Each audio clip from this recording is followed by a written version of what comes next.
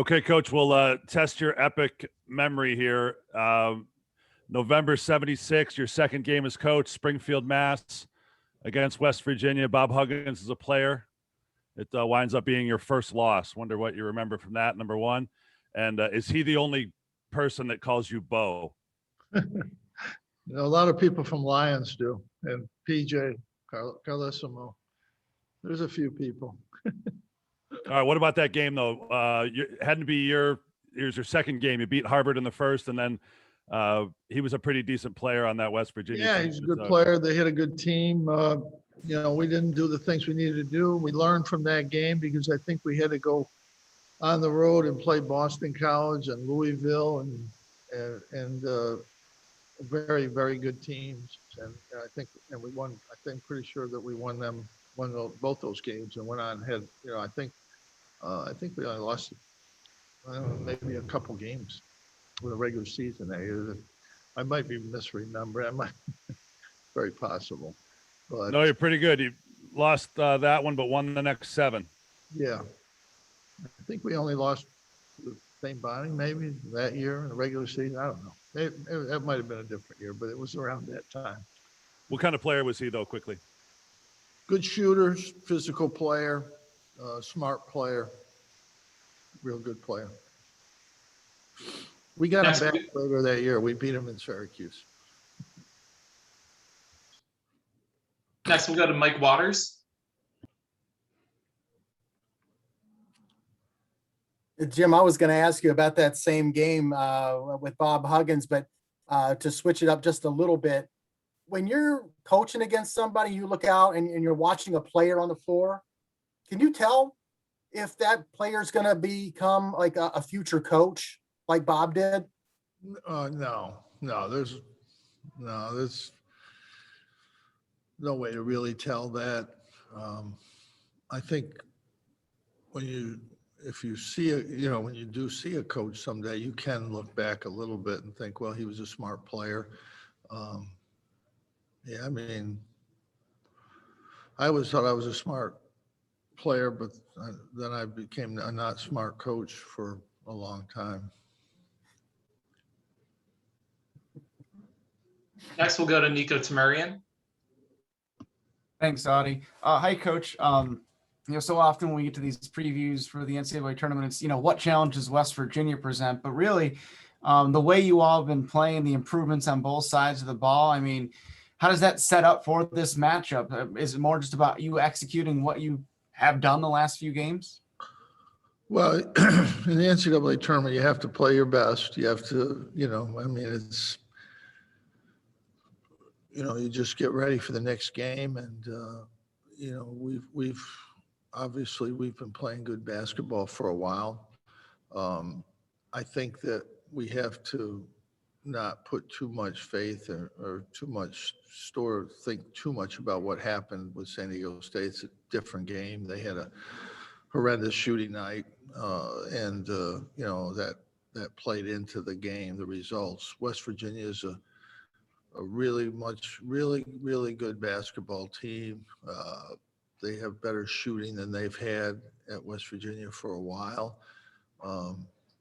Even though we haven't played them, I've watched them play the last few years, and they've been physical, really good pressure defensive team. They haven't been as good offensively as they are this year. They're really, really good offensive basketball team.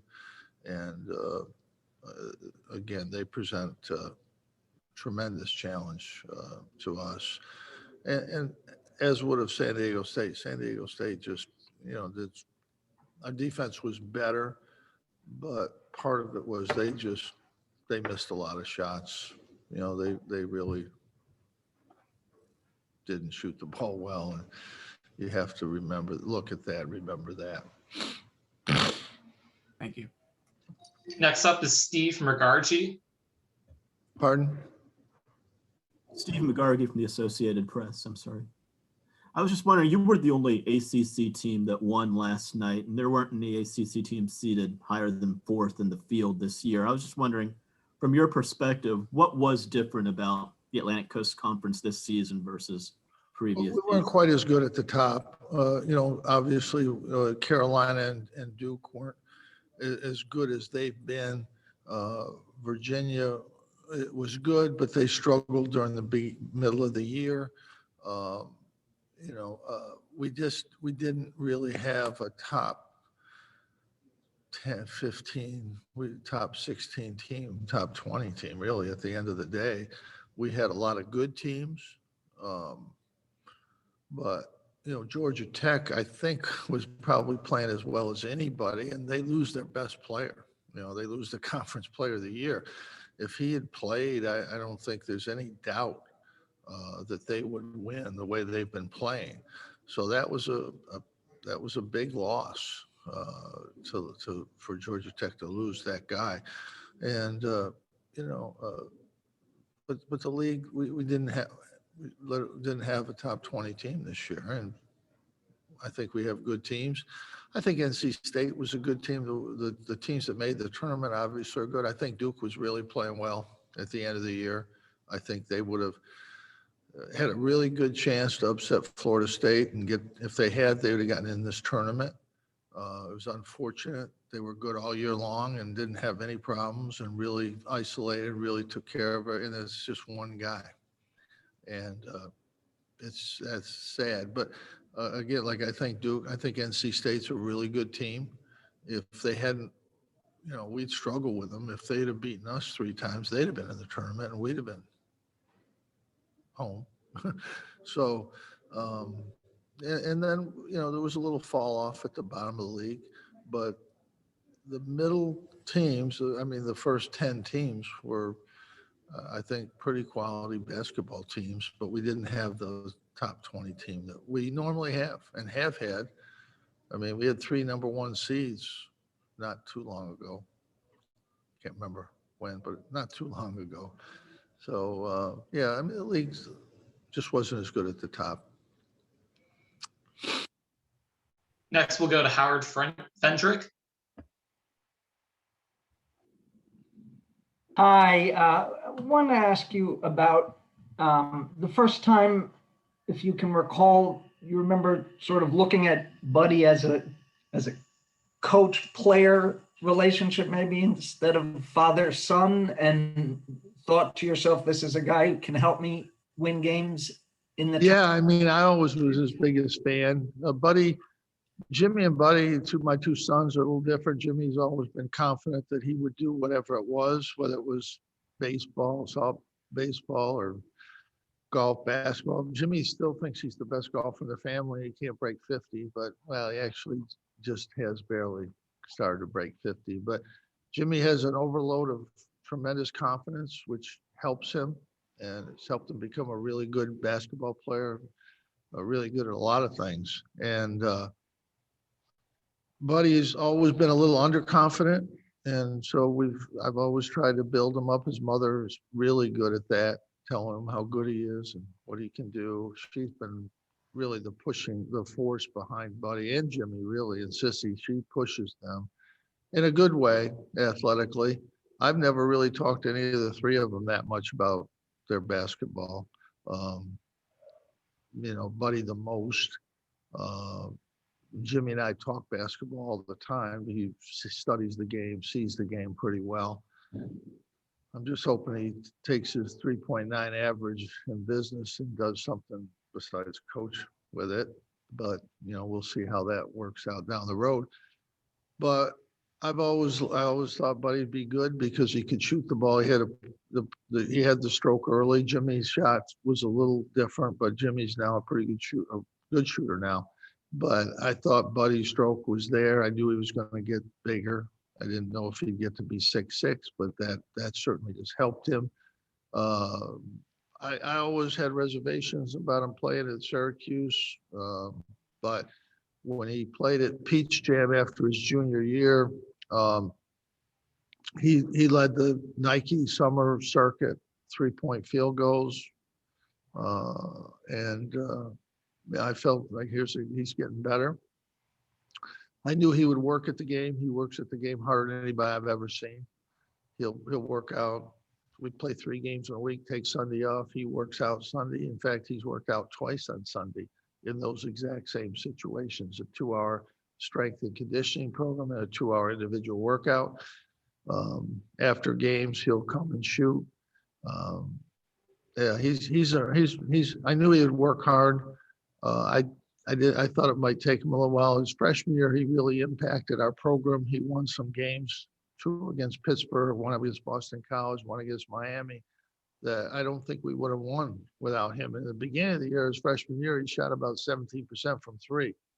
So, you know, it was a struggle early, but then he got it all together and really shot it well in the conference, and you know, backed it up with a good year last year and this year. But yeah, after that Peach Jam game, I thought, you know, he can help us. I remember they were playing Penny's team, Team Penny, and I think he had 7 threes in the game. And I was walking off the court, and one of the Team Penny people says, "What, 7?" And if ironic thing, he did it right. Roy Williams was sitting right where he was taking the threes from, and Roy said, "You better take that kid." I think, yeah, he was right. Thank you, Coach. Next, we'll go to Mario Sacco. Coach, along those same lines, but Buddy just said, I said, can you play with the chip on your shoulder? And do you have that chip on your shoulder? Have you seen that out of him? Can you take off the coach hat and put on the dad hat? And was there times where, it's really struggled playing for you? Have you seen that? And what has helped him, blossom into the player he is? Well, he struggled a little bit his freshman year, but, we didn't need him. I wasn't planning on him that much. But then right about the time the conference started, he started making shots. I mean, he made some really huge shots in those games that I mentioned that we were struggling. We're behind the Miami, Boston College, Pittsburgh. We were behind in all those games, and he hit a couple threes and got us back in. It was really important. And then, of course, his sophomore year had a really solid year. Last year, he was pretty consistent all year. This year, the COVID, I think, hurt him for his stamina. Stamina affects shooters if you're not able to run and move. It affects your legs with shooting. But then he's picked it up at the end of this year, and he's been really good. Next, we'll go to Cody Nesper. Hey, Coach, I was just wondering if you could kind of tell us about your relationship with Coach Huggins. You two have obviously known each other for a long time now. Yeah, we've known each other a long time. He's a great guy. We kid each other all the time. He kids me about being old, and I kid him about being big. But he's a great coach. He's what basketball is all about. He loves basketball. He lives to coach, and he won't quit coaching ever. I mean, they think I'm coaching. He'll be coaching way past this, way past me. Next up is Stephen Bailey.